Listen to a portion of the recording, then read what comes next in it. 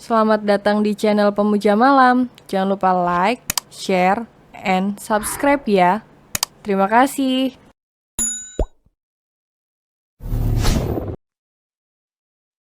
Chapter 7, identitasnya sebagai pelakor sudah terbongkar.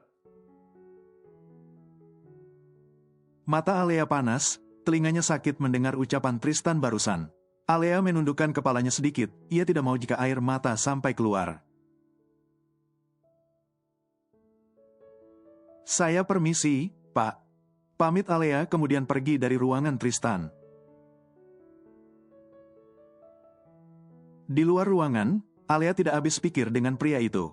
Ya, semua orang tahu bahwa uang seorang Tristan Sagarakusuma itu banyak. Tapi bukan berarti pria itu bisa semena-mena terhadap orang lain. Alea baru pulang dari kantor setelah seharian bekerja. Kini ia sedang berada di dalam bus yang membawanya ke rumah sakit. Hari ini Alea berniat untuk mengunjungi kakaknya. Sudah 2 hari ia lupa untuk datang ke sana, karena terlalu memikirkan tentang masalahnya dan Tristan.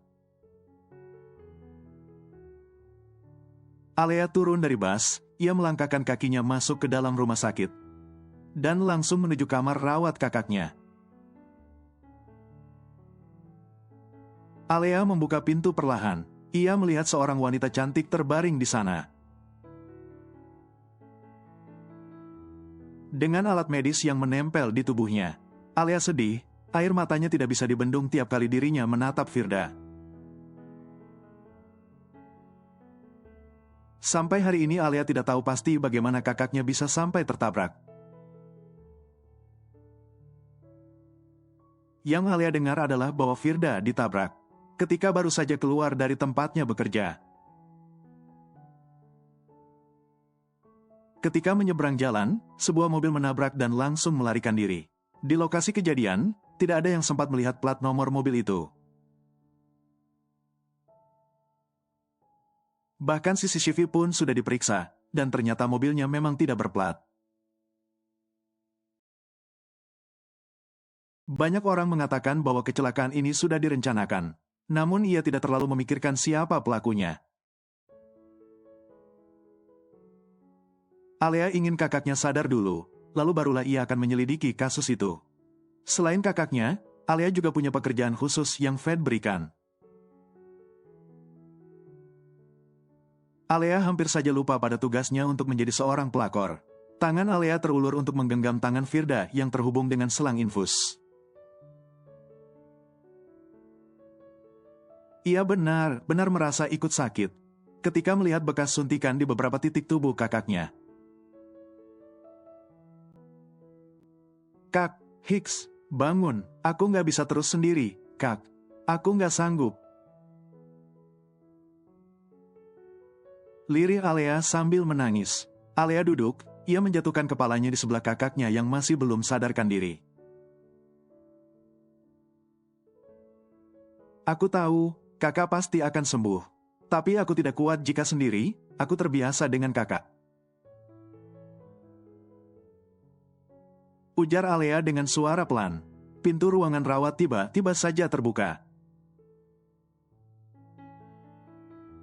Hal itu membuat Alea langsung menyeka air matanya, karena tidak mau orang lain melihat kondisinya yang rapuh. Nona Alea, sapa seorang dokter yang terbiasa memeriksa Firda. Alea menatap dokter itu lalu tersenyum. Sore, dokter. Sapa Alea sopan. Dokter itu mengangguk. Sore juga, sudah lama datang. Tanya dokter itu. Alea menggeleng, tatapannya beralih ke nama tag di jas dokter miliknya. Dokter Prama, selama bertemu, baru hari ini Alea mengetahui nama dokter itu. Belum, Dokter Prama. Jawab Alea menyebutkan nama si dokter. Dokter Prama terkekeh. Akhirnya gadis di hadapannya ini mau menyebut namanya. Sudah beberapa kali ia bertemu dengan Alea. Tapi baru hari ini gadis itu mengetahui namanya. Kita sudah sering bertemu, tapi baru kali ini Anda menyebut nama saya, Nona. Ucap dokter seraya mendekati Firda. Iya, karena saya baru mengetahuinya. Jawab Alea tersenyum. Alea menatap serius dokter yang sedang memeriksa kondisi Firda. Dulu Alea pernah punya cita-cita untuk menjadi seorang dokter. Namun sayangnya tidak bisa karena keterbatasan biaya. Nona, Anda baru pulang bekerja? Tanya dokter Prama setelah selesai memeriksa Firda. Iya, dok, saya sudah 2 hari tidak mengunjungi kakak, jadi saya kesini hari ini. Jawab Alea. Dokter Prama mengangguk. Ia kagum pada Alea yang rela bekerja dari pagi sampai sore, lalu menemui kakaknya meski sedang lelah. Gadis itu rela bekerja tentu untuk membiayai pengobatan pasiennya saat ini. Saya masih ada pasien, saya permisi ya, Alea. Pamit dokter Prama dan Alea hanya membalasnya dengan senyuman. Sementara itu di tempat lain. Terlihat 2 orang pria sedang berbicara dengan begitu serius. Tangan salah satu dari mereka terkepal. Setelah mengetahui sebuah fakta yang sangat mengejutkan, saya tidak tahu mengapa pria itu berani melakukan ini, Tuan. Ucap pria yang sepertinya bawahan pria yang kini duduk di atas meja. Pria itu baru saja mendapatkan sebuah fakta yang membuat mereka syok.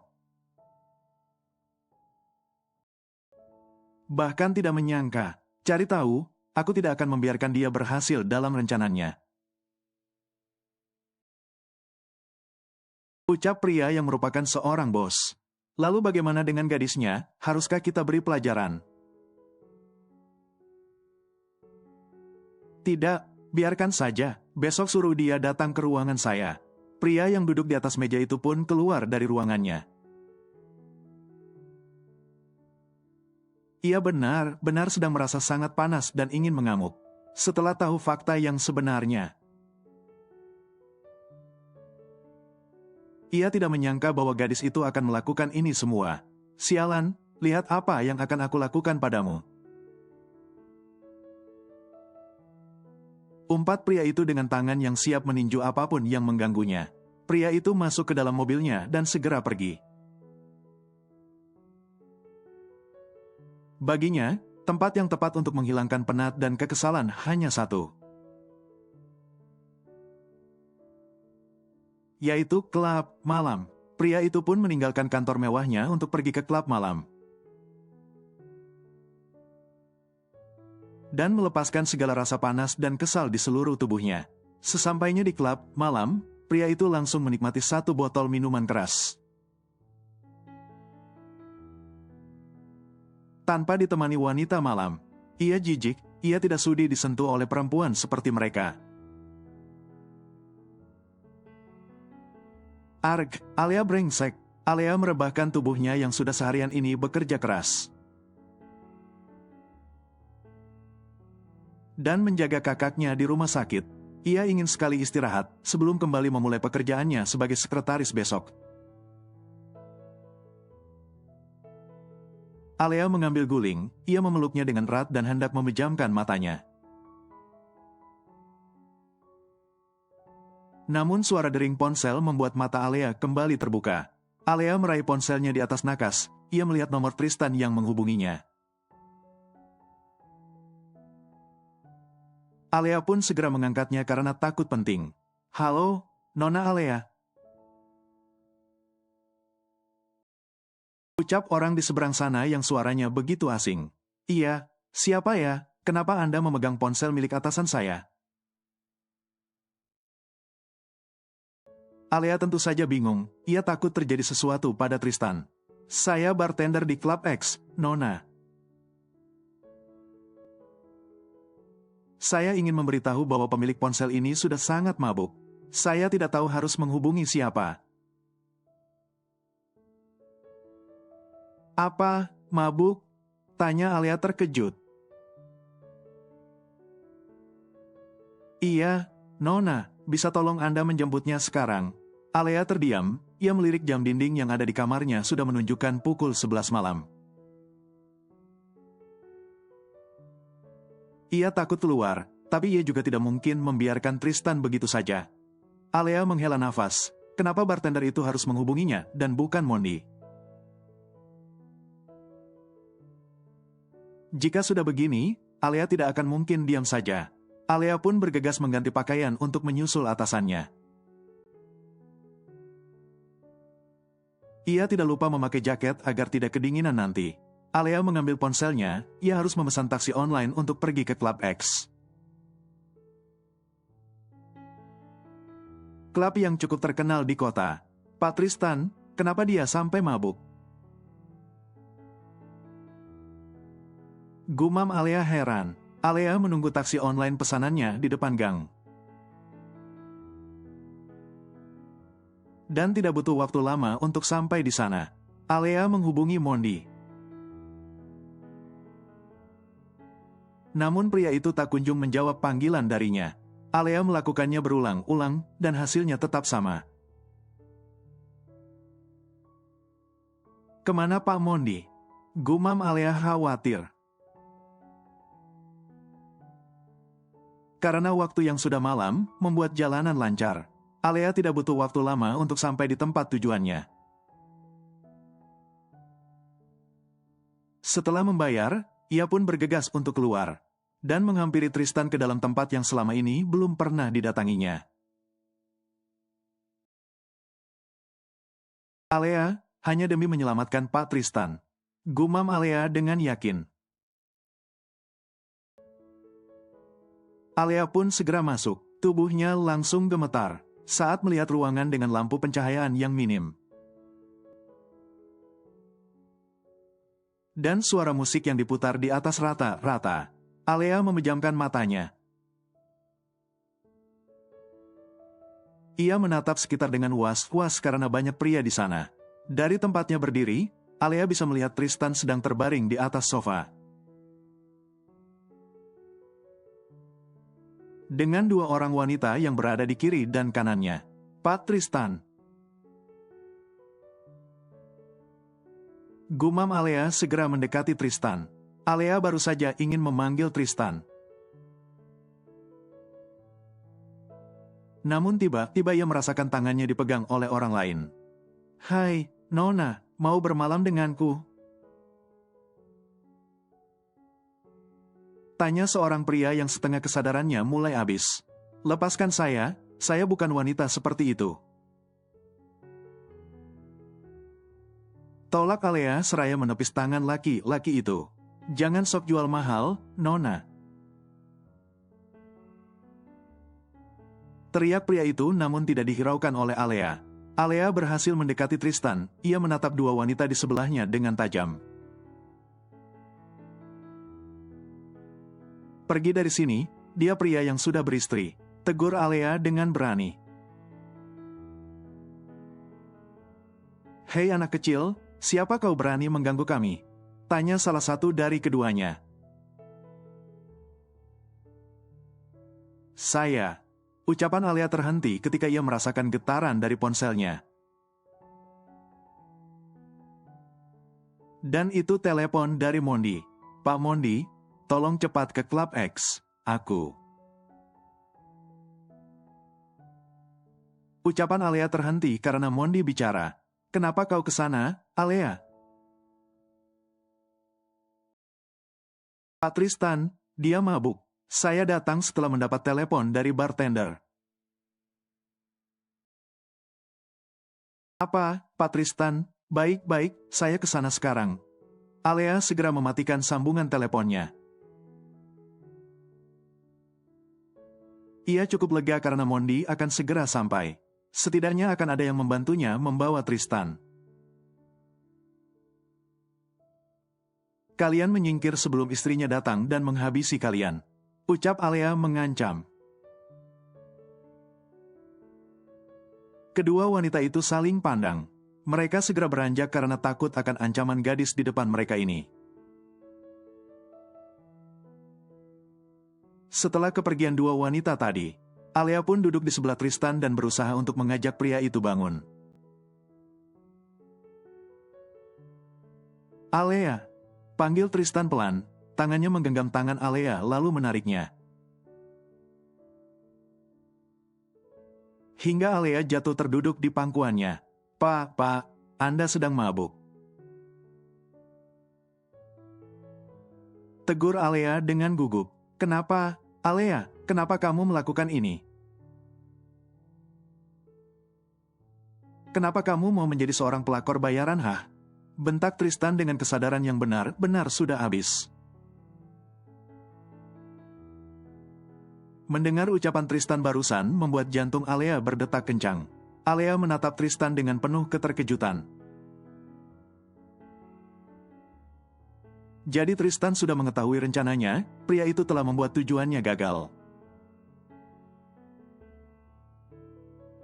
Kenapa harus Fed? Dari sekian banyak pria yang menyukai istriku, kenapa harus Fed, Alea? Bentak Tristan semakin tidak jelas. Alea gemetaran, matanya sudah berkaca-kaca saking takutnya dengan Tristan. Alea takut jika Tristan akan menjebloskannya ke penjara. Jangan bicara apapun, Alea. Malam ini adalah waktuku memarahimu. Cegah Tristan seraya meletakkan jari di bibir Alea. Pak, ayo kita pulang. Istri Anda pasti sudah menunggu. Ajak Alea dengan tangan gemetar. Tristan menepis tangan Alea, kemudian menangkup wajah cantik Azalea Quinera itu.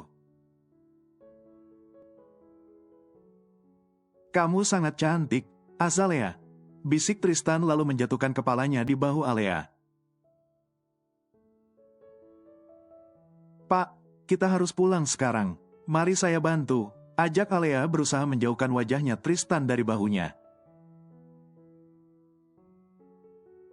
Tidak, saya tidak mau pulang. Saya sedang kacau saat ini, dan itu semua karena kamu. Tolak Tristan langsung. Kamu wanita yang pernah saya cintai, dan kamu juga yang buat saya hancur seperti ini. Kenapa, Alea, kenapa sejak dulu kamu selalu menyakiti saya? Lirih Tristan seraya menduselkan kepalanya di leher Alea. Pak, ayo pulang. Ajak Alea lagi masih berusaha mengajak Tristan. Fed pria jahat, dia hanya akan memanfaatkan kamu. Karena dia dendam kepada saya, Alea. Bisik Tristan sebelum akhirnya kehilangan kesadarannya. Pak Tristan, Pak. Alea menatap Tristan dengan nanar dan penuh rasa takut. Ia tidak tahu harus bagaimana sekarang. Apakah kabur dari Tristan yang bisa saja menjebloskannya ke penjara? Setelah berusaha merusak rumah tangga pria itu. Alea bangkit, dan itu membuat Tristan langsung terbaring tidak sadarkan diri. Alea menatap Tristan dengan sedih. Ia tidak tega meninggalkan pria itu, tapi dirinya takut jika terus berada di sana. Alea tidak punya pilihan lain, ia harus kabur dari sana sekarang juga. Namun langkahnya kalah cepat dengan Mindy yang sudah datang untuk menjemput mereka. Alea seketika menyesal telah berusaha untuk menghubungi pria itu. Dan kini berimbas padanya yang tidak bisa lari dari sana. Alea takut, ia takut Mondi akan mengetahui niat kaburnya. Mau kemana kau, Alea? Tanya Mondi dengan suara dinginnya. Pak, saya hanya ingin ke kamar mandi. Akhirnya Anda datang juga. Jawab Alea berbohong. Mondi tidak menjawab, ia mendekati Tristan. kemudian memapa pria itu untuk keluar dari tempat ramai dan membuat pusing. Jalan di dekat saya, Alea. Tegur Mondi karena Alea malah berjalan di belakangnya. Alea menurut, ia segera berdiri di sebelah Tristan dan mengangkat tangan pria itu. Alea berusaha untuk membantu Mondi yang sedang memapa atasan mereka. Sesampainya di luar ruangan dengan cahaya temaram itu, Alea membantu dengan membuka pintu mobil dan mendorong Tristan masuk ke kursi penumpang. Alea menghela nafas. Ternyata pria bertubuh kekar ini benar-benar berat sekali. Alea bahkan sampai berkeringat, namun itu bukan hanya keringat biasa. Itu keringat dingin dan takut dengan ucapan Tristan tadi. Alea, bantu saya mengantar Pak Tristan pulang. Ujar Mondi kemudian masuk ke dalam mobil. Alea masih berdiri di posisinya, ia masih takut untuk berada di dekat Tristan. Alea takut ketika pria itu kembali mendapatkan kesadarannya, maka ia akan langsung diseret ke penjara. Suara klakson mengejutkan Alea yang sedang melamun. Ia menunduk untuk menatap Mondi. Cepat masuk, Alea, hari semakin malam, dan kita harus istirahat sebelum bekerja besok. Ujar Mondi dengan sedikit geram. Alea ketakutan, asisten dan atasan itu sukses membuat Alea takut malam ini. Alea membuka pintu depan dan hendak masuk ke dalam mobil, tetapi Mondi menggeleng. Jaga Pak Tristan di belakang, dia bisa jatuh jika dia ada yang menjaganya. Ujar Mondi dengan cepat. Alea pasrah, ia pun menutup kembali pintu itu, dan beralih duduk di kursi penumpang. Di mana Tristan terbaring tidak sadarkan diri di sana. Alea menghela nafas. Kenapa juga pria itu harus mabuk dan membuatnya ketakutan begini?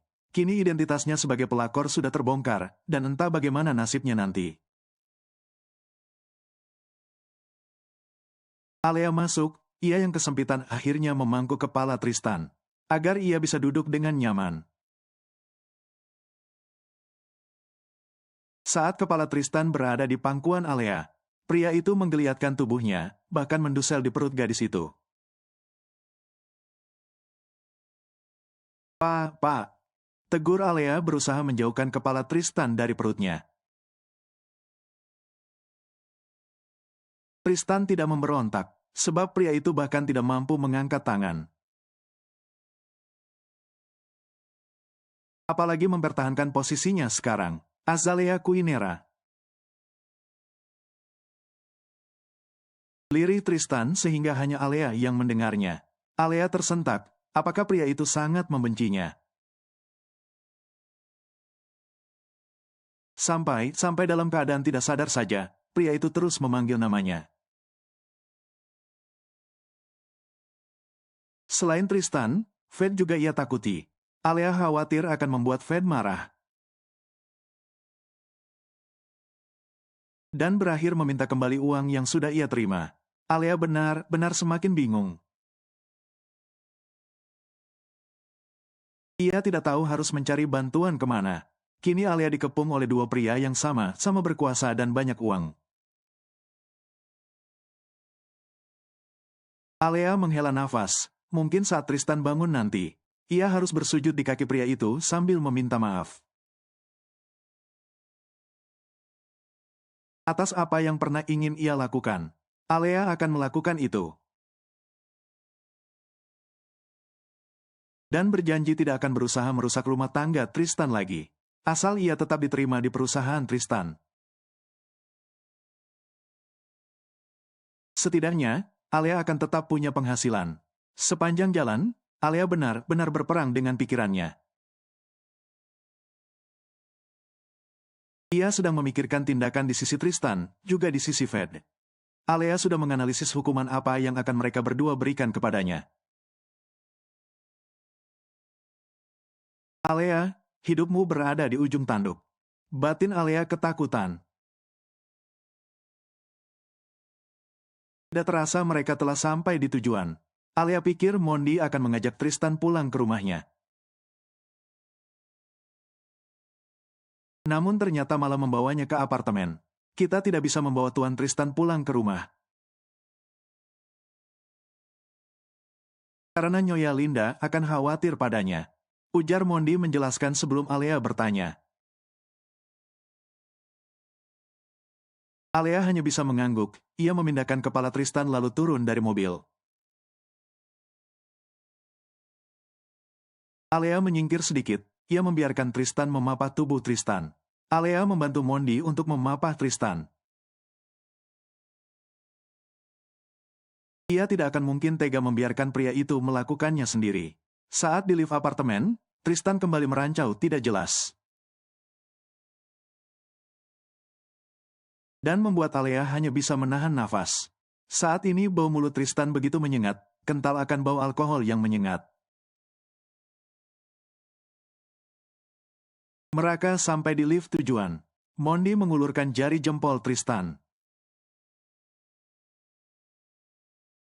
Lalu menempelkannya ke smart lock di pintu apartemen.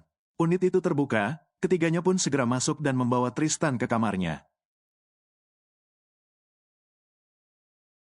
Alea terdiam di tempatnya. Ia menatap Mondi yang membantu Tristan menyelimuti tubuhnya sendiri. Setelah selesai, Alea pun keluar dan Mondi menyusul. Pria itu duduk di sofa sambil menatap lurus ke depan. Pak, ini sudah malam. Saya pulang ya. Pamit Alea pelan. Mondi menggeleng. Tetap di sini, kita harus menjaga Tristan bersama. Tolak Mondi melarang. Alea menghela nafas. Sejujurnya ada bagusnya ia menginap di sana. Sehingga besok pagi ia akan mudah meminta maaf dari Tristan dan mengakui kesalahannya. Namun sisi buruknya adalah, bagaimana jika dirinya langsung diseret ke penjara? Karena masih berada di sekitar Tristan, Alea benar-benar ketakutan saat ini. Alea menggeliatkan tubuhnya ketika merasakan sinar terang yang mengenai wajahnya. Wanita cantik itu perlahan membuka mata, dan ternyata memang benar bahwa hari sudah siang. Alea bangkit, ia meregangkan otot-otot tubuhnya sampai menciptakan bunyi khas. Alea mengedarkan pandangannya ke seluruh ruangan itu tampak asing baginya. Ah iya, Alea sampai lupa jika dirinya semalam menginap di rumah Tristan. Setelah menjemput pria itu yang mabuk-mabukan di klub. Alea bangkit, ia berusaha untuk mencari Mondi yang tidak ada di sana. Apakah pria itu sudah pergi dan memutuskan ke kantor? Baru jam 7 pagi, tidak mungkin Pak Mondi berangkat sepagi ini. Ucap Alea dengan suara khas bangun tidur. Alea menatap ruang tamu yang sepi itu. Semalaman ia tidur di sofa empuk, yang empuknya melebihi ranjangnya di rumah. Alea beralih menatap kamar Tristan yang tidak jauh dari tempatnya berdiri. Ia penasaran, apakah Tristan sudah sadar atau belum. Kaki Alea perlahan melangkah mendekati ruangan itu. Namun baru beberapa langkah, tiba-tiba saja pintunya terbuka. Dan itu mengejutkan Alea. Hah? Alea, sedang apa kamu di sana? Tanya Mondi dengan tatapan menyipit.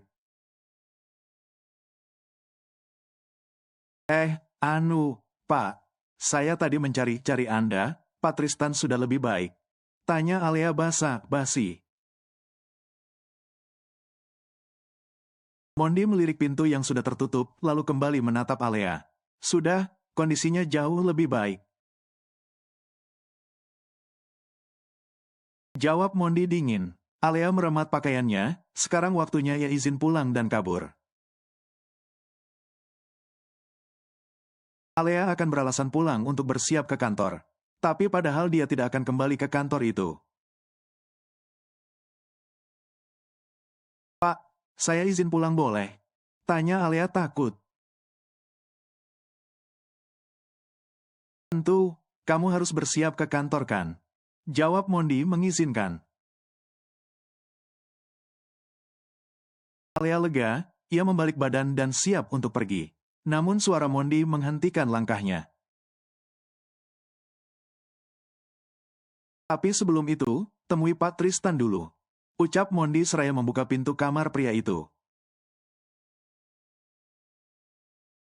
Alea membalik badan, ia menelan gumpalan salivanya dengan sulit. Alea sedikit melirik, ia takut Tristan akan memegang pisau dan membunuhnya di dalam.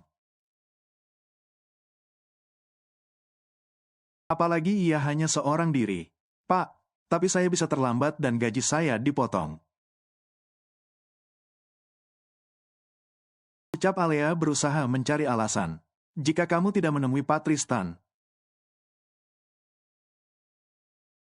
maka bukan hanya gaji, tapi lehermu juga akan dipotong. Sahut Mondi kejam. Alea tersentak, ia semakin ketakutan saja mendengar Mondi bicara. Pria itu saat berucap selalu saja tajam. Cepat masuk, ucap Mondi yang masih memegangi gagang pintu. Alea melangkah, ia melongo ke dalam kamar itu sebelum akhirnya masuk. Mondi juga ikut masuk, dan Alea tidak melihat siapapun. Duduk di sana, Pak Tristan sedang di kamar mandi. Ucap Mondi menunjuk sofa di kamar itu. Alea memejamkan mata. Entah kenapa ia membayangkan jika sofa itu adalah tempat eksekusinya. Untuk membayar atas niatnya selama ini. Pak, saya pulang saja ya. Tawar Alea, namun tidak dibalas oleh Mondi. Alea menghela nafas. Ia tidak punya pilihan lain lagi selain mengikuti arahan Mondi. Pelan-pelan Alea duduk di sofa dan menunggu sampai Tristan keluar. Suara kunci diputar, lalu disusul oleh pintu yang terbuka. Membuat Alea refleks memejamkan mata sambil menggenggam tangannya sendiri. Tuhan, apa hari ini aku akan menemuimu? Batin Alea. Pak, ini dia Aleanya. Ucap Mondi kepada Tristan. Kau boleh keluar. Pinta Tristan pelan, dan langsung dituruti oleh Mondi. Tristan menyugar rambutnya. Ia melipat tangan di dada lalu berjalan mendekati Alea yang menundukkan kepalanya. Angkat kepalamu dan jawab pertanyaan saya. Ucap Tristan dengan tegas.